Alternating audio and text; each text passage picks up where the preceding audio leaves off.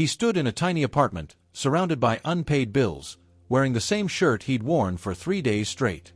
His name was Bob Proctor, and at 26 years old, he owed over $6,000, a crushing amount for a man with no education, no skills, and no real sense of direction.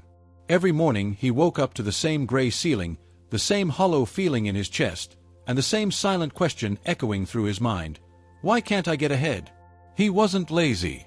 He wasn't unintelligent. But something was wrong, something invisible, something buried so deep inside him that no one around him could see it, and neither could he. Then one day, a man handed him a book. It was Think and Grow Rich by Napoleon Hill. Bob didn't want to read it. He almost didn't. But something made him open it, and in those pages, he encountered an idea that would change the entire trajectory of his existence. The idea was simple and devastating at the same time. Your outer world is a reflection of your inner world. Not your effort. Not your luck. Not your circumstances. Your mind. Within a year of reading that book and applying what he discovered, Bob Proctor went from owing $6,000 to earning more than $175,000.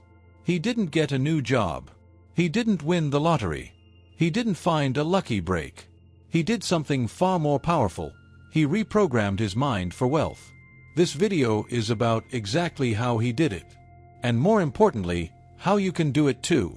Because if Bob Proctor could go from broke and lost to financially free, starting with nothing but a book and a decision, so can you. The question is, are you ready to change your mind? Welcome to the teachings of Bob Proctor. If you found your way to this channel, there's a good chance you already sense that something is possible for you. Something greater than what you're currently experiencing. Maybe you've read the books, watched the motivational videos, set the goals, and still feel like you're running on a treadmill that goes nowhere. You work hard. You try. And yet the financial freedom you want seems to stay just out of reach. What if the problem isn't your strategy? What if the problem isn't your work ethic, your intelligence, or your timing? What if the problem is your programming? Bob Proctor spent more than 60 years studying the human mind and the science of success.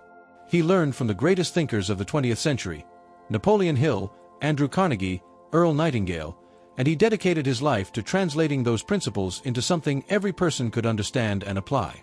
One of the most foundational truths Bob taught was this: your mind operates on 2 levels, the conscious mind and the subconscious mind. Most people live their entire lives engaging only the conscious mind, setting intentions, making plans, visualizing outcomes. But the real engine of your behavior, your habits, your results, and your relationship with money lives in the subconscious. And here's the critical part: your subconscious was programmed long before you were old enough to choose what went into it. By the time you were 7 or 8 years old, you had already absorbed thousands of beliefs about money, from your parents, your teachers, your environment. Beliefs like money is hard to come by, rich people are greedy, or we could never afford that. You didn't choose those beliefs. But they are running your life right now. This video is structured as a complete guide. In 7 chapters, we are going to walk you through Bob Proctor's most powerful teachings on how to identify your current money paradigm, break free from it, and install new beliefs that align with wealth, abundance, and prosperity. This is not theory. This is not motivation for motivation's sake. This is a practical mental blueprint based on principles that have transformed millions of lives around the world. Get a pen. Get a notebook. And let's begin. Before you can change anything in your financial life, you have to understand what's actually controlling it. Bob Proctor used one word above all others to describe the invisible force shaping your results: the paradigm. A paradigm is a multitude of habits, fixed patterns of thought and behavior stored in your subconscious mind that dictate how you act, how you react, and ultimately what you attract into your life. The paradigm is not something you can see in the mirror. It doesn't show up on any medical scan. But it is as real and as powerful as gravity. Every decision you make, every comfort zone you refuse to step beyond, every opportunity you talk yourself out of, that is your paradigm at work, quietly and consistently pulling you back to what is familiar. Bob often told a story about a thermostat. If you set a thermostat to 68 degrees, and the room gets too hot, the system kicks in and cools it down. If the room gets too cold, the system heats it up. The thermostat always brings the temperature back to 68. Your paradigm works exactly the same way. It has a financial set point, and no matter how hard you try, it will keep dragging your results back to that number. This is why people who win the lottery frequently end up broke within a few years. This is why someone can read every book on investing and still make poor financial choices. This is why you can write your goals down every single morning and still feel stuck. The paradigm overrides intention every single time until the paradigm itself is changed. Bob Proctor learned this from his own life. When he first started earning more money, he was terrified. It felt wrong. It felt unsafe. That feeling wasn't reality. It was his subconscious mind reacting to something that didn't match its programming. The paradigm will always make the unfamiliar feel dangerous, even when the unfamiliar is exactly what you need. Most people spend their entire lives fighting their results, their debt, their stagnant income, their financial stress, without ever realizing that those results are symptoms, not the disease. The disease is the paradigm. You can treat symptoms forever, or you can cure the underlying cause. The good news is that a paradigm, once installed, can be replaced. It was put there through repetition and environment, and it can be removed the same way. This is not wishful thinking. This is how the mind actually works, and it has been validated by neuroscience, psychology, and decades of practical results. Bob always said, "You don't have a money problem. You have a thinking problem." That statement is not an insult. It is the most liberating truth you will ever hear, because thinking can be changed. You can change it deliberately. You can change it starting today. The first step is simply to recognize that the paradigm exists. Most people never even get this far. They assume their results are caused by the economy, their boss, their past, or their luck. The moment you accept that your results come from your inner programming, you step into the greatest power you have ever held, the power to choose a new program. Take a moment right now to ask yourself, what do I actually believe about money? Not what you think you should believe. What do you feel when you think about having a lot of it? That feeling is your paradigm speaking. Listen closely. It is about to change. Nobody is born believing money is scarce. Nobody enters the world with a fear of success already installed. Those beliefs are learned, and the learning happens early, quietly, and thoroughly. Bob Proctor was emphatic about this. Most of your money beliefs were fully formed by the time you were 6 years old. In the first years of life, the conscious, analytical mind is not yet fully developed. Children absorb everything from their environment without filters. They don't have the ability to evaluate whether what they're hearing is true or false, helpful or harmful. They simply absorb it, and it goes directly into the subconscious as a permanent file. If you grew up in a home where money was always tight, where your parents argued about bills, where phrases like, "we can't afford that," and "money doesn't grow on trees" were part of daily language, those phrases became your truth. Not because your parents wanted to harm you, but because those were their programs, passed down unconsciously from their own parents. Bob called this process generational conditioning. Poverty-minded thinking is not a character flaw. It is an inherited pattern, passed from generation to generation as reliably as eye color or bone structure. Most families don't even know they're doing it. They simply live their beliefs out loud, and their children absorb them. Beyond family, religious institutions, schools, and cultural environments all contribute to money programming. Many spiritual traditions, for all their beauty, teach an implicit message that money is corrupting, that there is virtue in suffering and danger in abundance. A child raised in that environment builds a subconscious equation: wealth equals sin. Poverty equals holiness. The media reinforces these patterns constantly. Wealthy people are portrayed as villains. The love of money is the root of all evil, is misquoted and weaponized to make ambition feel shameful. By the time most people reach adulthood, their subconscious is a minefield of money-related fear, guilt, and unworthiness. Bob Proctor was not exempt from this. He grew up in a working-class family with working-class beliefs. When he first encountered the possibility of earning great wealth, every cell in his body resisted it. Not because he didn't want it, but because his subconscious had defined wealth as something that belonged to other people, not to someone like him. Understanding where your beliefs came from is the first act of liberation. You cannot change what you don't acknowledge, and you cannot release what you still believe is your own identity. These beliefs were never truly yours, they were inherited. And what was inherited can be returned. Bob often asked his students to trace their money beliefs back to their source. Where did you first hear that? is one of the most powerful questions you can ask yourself. The moment you identify the origin of a limiting belief, it begins to lose its grip. It is no longer your truth, it is someone else's story that you've been carrying. You are not your past programming. You are the mind that can observe it, question it, and replace it. That is not a metaphor. That is the mechanics of human consciousness. And in the chapters ahead, you're going to learn exactly how to use those mechanics to your advantage. To reprogram your mind for wealth, you have to understand the architecture of the mind itself. Bob Proctor spent decades simplifying this into language everyone could grasp. The mind, he taught, operates on two distinct levels. The conscious mind, the part you're using right now to process these words, and the subconscious mind, the vast, powerful, largely invisible engine that runs 95% of your life. The conscious mind is your intellectual faculty. It can reason, evaluate, accept, and reject information. It is the part of you that can hear a new idea and say, "Yes, that makes sense." It is also the part that sets goals, makes plans, and feels inspired after watching a great video. The conscious mind is where ambition lives. The subconscious mind is entirely different. It does not reason. It does not evaluate. It does not know the difference between what is real and what is imagined. The subconscious simply acts on what has been programmed into it, and it does so automatically, without your awareness or consent. Here is the critical insight Bob returned to again and again. The subconscious mind is always in control of your behavior. Even when your conscious mind decides to do something new, start a business, save money, invest, take a risk, the subconscious will ultimately determine whether you follow through. If the subconscious doesn't believe in the goal, it will sabotage it. Every time. This is the explanation for self-sabotage. It is not weakness. It is not character failure. It is the subconscious mind faithfully executing its old programming. When your conscious desire and your subconscious belief are in conflict, the subconscious always wins.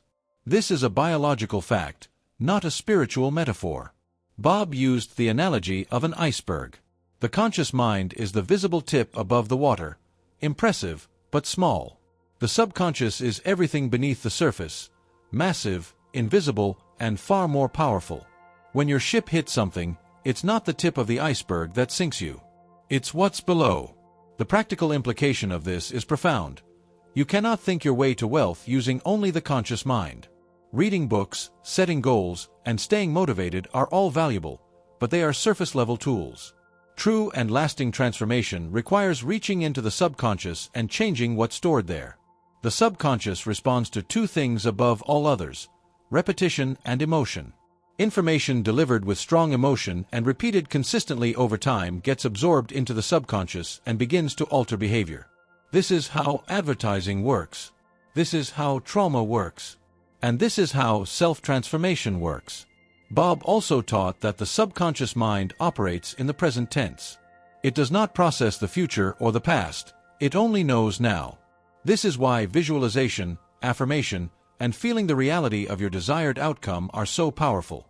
You are speaking the language of the subconscious when you engage the present tense imagination. Understanding the two minds is not just intellectual exercise. It is the map you need to navigate your own transformation. Once you know where wealth is created, in the subconscious, not in the bank account, you know exactly where to do the work.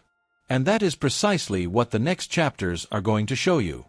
Bob Proctor was deeply influenced by the work of scientists and philosophers who understood that everything in the universe is energy. If you want to find the secrets of the universe, Nikola Tesla once said, think in terms of energy, frequency, and vibration. Bob applied this principle to the pursuit of wealth more consistently than almost any teacher who came before him. Every thought you think produces a vibration. Every emotion you feel is a frequency. And according to the laws of the universe that Bob built his entire teaching on, you attract into your life that which is in vibrational harmony with your dominant frequency. This is not mysticism, this is physics applied to human experience.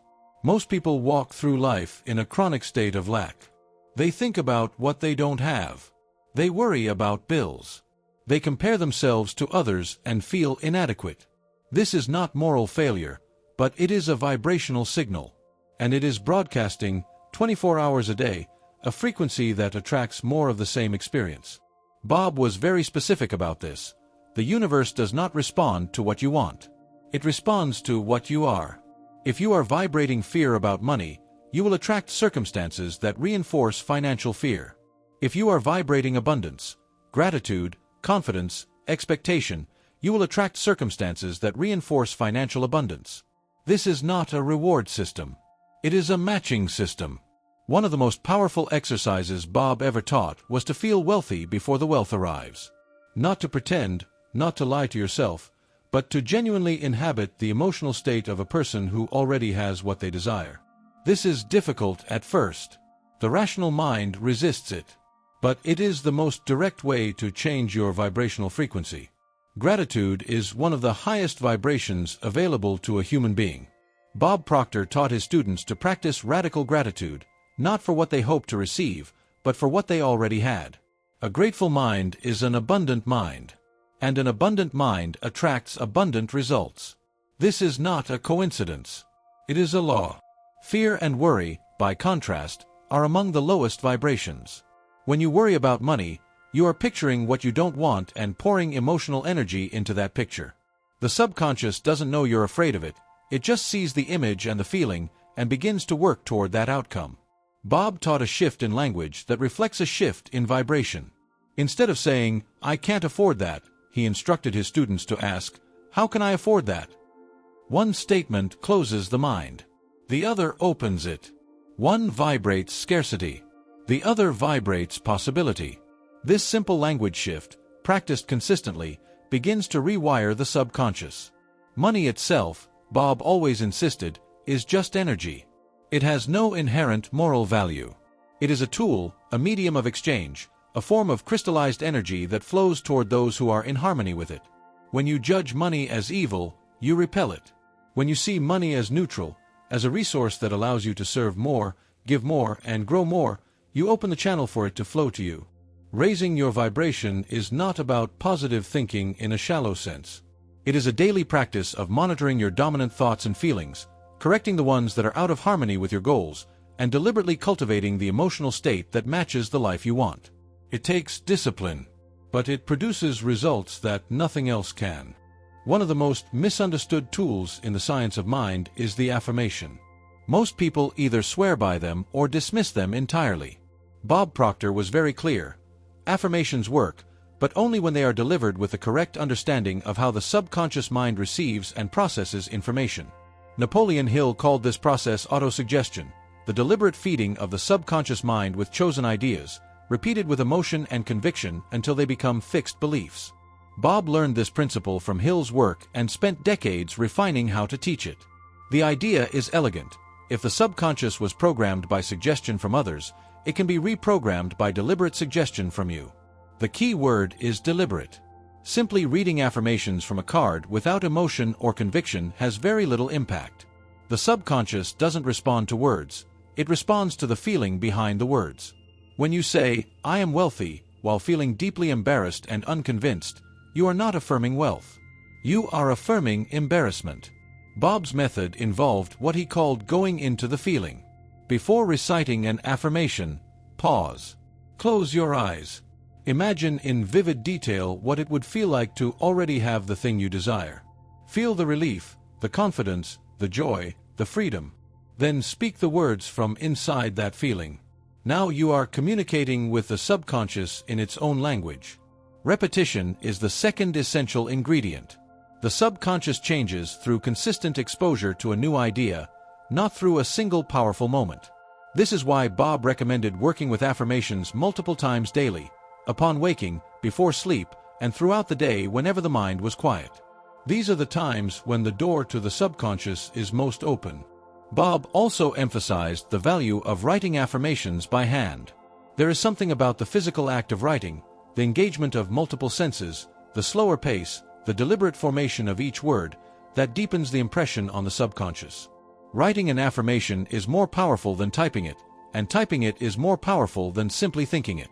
Common affirmations Bob used and taught include statements like, "Money comes to me in increasing quantities through multiple sources on a continuous basis." "I am so happy and grateful now that money flows freely and easily into my life." "I am worthy of abundance." "I expect abundance." I receive abundance.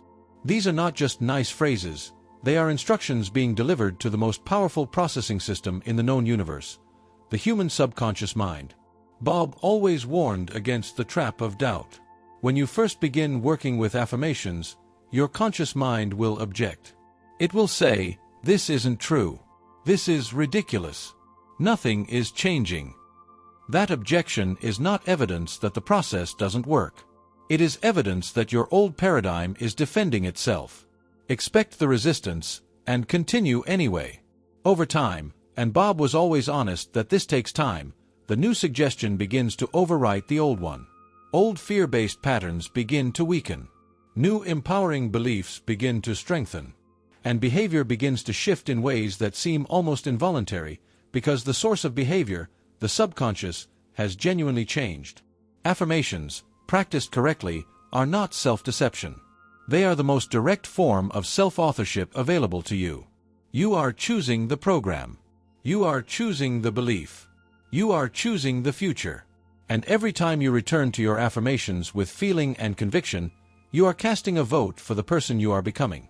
If affirmation is the language of the subconscious, visualization is its native tongue. The subconscious mind thinks in images, not in words.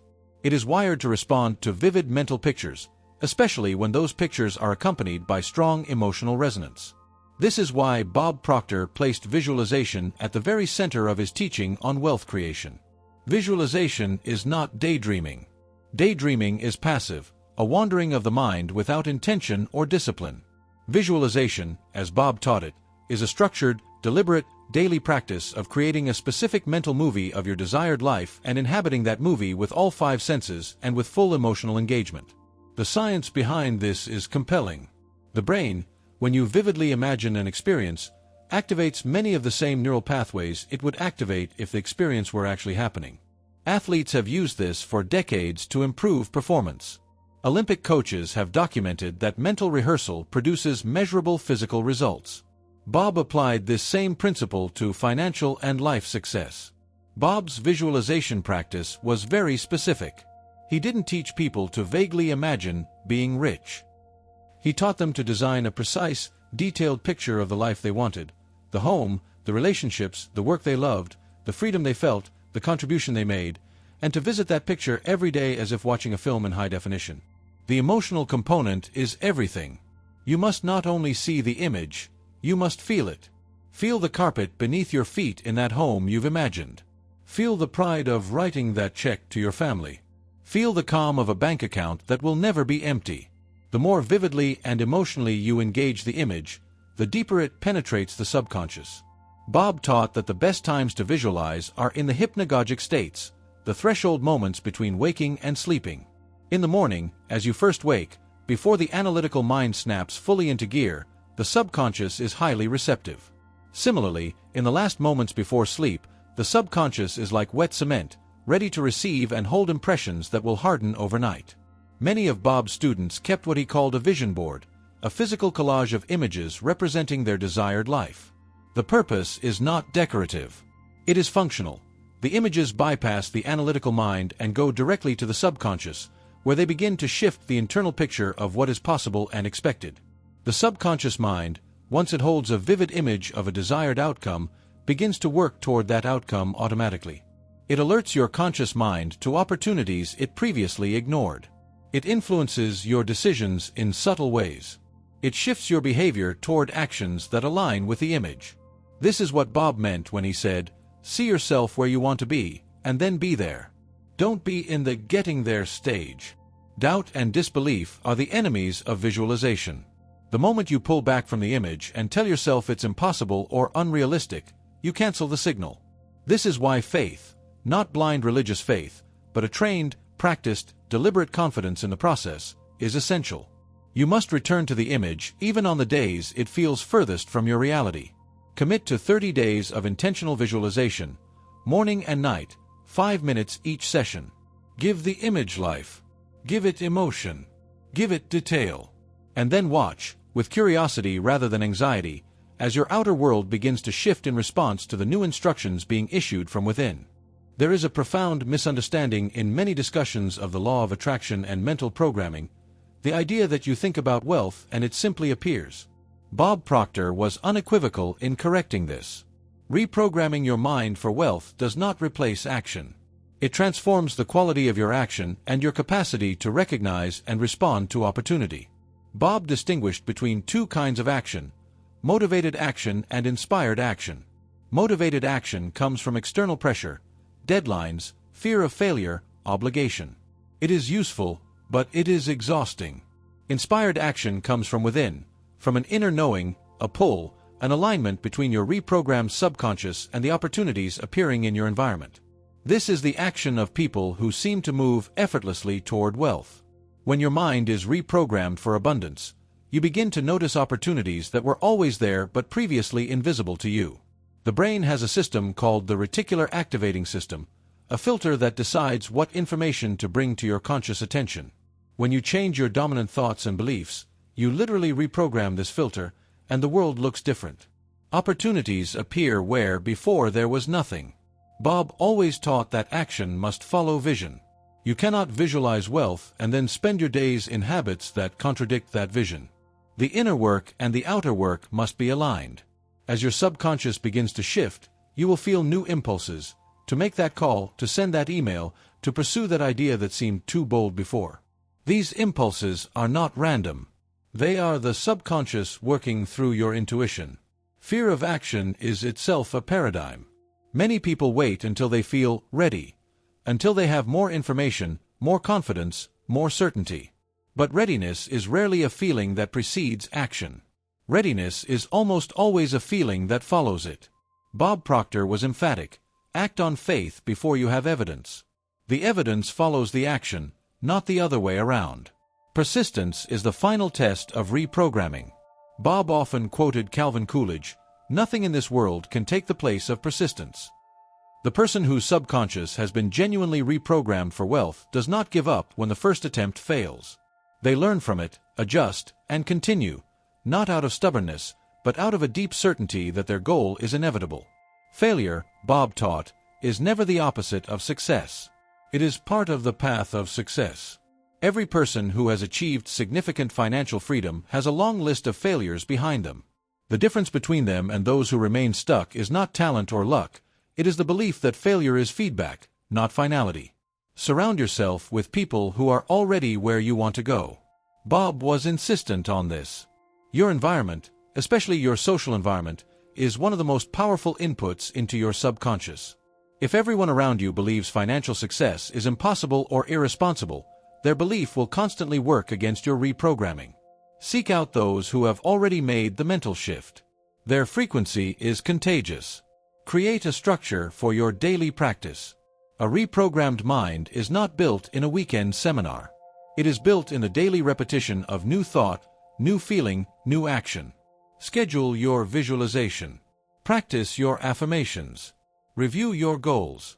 Read material that expands your sense of what is possible. These daily rituals are the compound interest of mental transformation, small deposits that accumulate into extraordinary results. You are not trying to become a different person. You are trying to become who you actually are, stripped of the false programming installed without your consent. Wealth, Bob Proctor always said, is your birthright. It is not reserved for a chosen few. It flows to those who are in harmony with it. And harmony begins in the mind, your mind, starting now. Bob Proctor did not teach ideas he had read in books and passed along untested. He taught ideas he had lived, ideas that had taken him from a broke and directionless young man in a small apartment to one of the most respected teachers of prosperity and human potential the world has ever known. His message was not complicated. In fact, the simplicity of it is precisely why so many people underestimate it. You have a mind. That mind has been programmed, mostly without your knowledge, mostly in your earliest years, to produce the results you are currently experiencing. And that program can be changed. Not through willpower alone, not through hustle alone, but through a consistent, deliberate, emotionally engaged process of introducing new beliefs into the subconscious until those beliefs become your new normal. This is not a quick fix. It is not a hack. It is the most important work you will ever do, because everything else in your life flows from it. The question is not whether this process works. It works. It has been proven in the lives of countless individuals across every background, culture, and circumstance. The question is whether you will commit to it, not for a day, not for a week, but until the transformation is complete. Bob Proctor did it. His students did it. And you can do it too. Start today. Choose one affirmation and say it with feeling. Take 5 minutes to visualize your desired life with all the emotion you can summon. Ask yourself what inspired action is waiting for you to take. And then take it. The wealth you desire is not outside you waiting to be earned. It is inside you, waiting to be unlocked. And now, you have the key.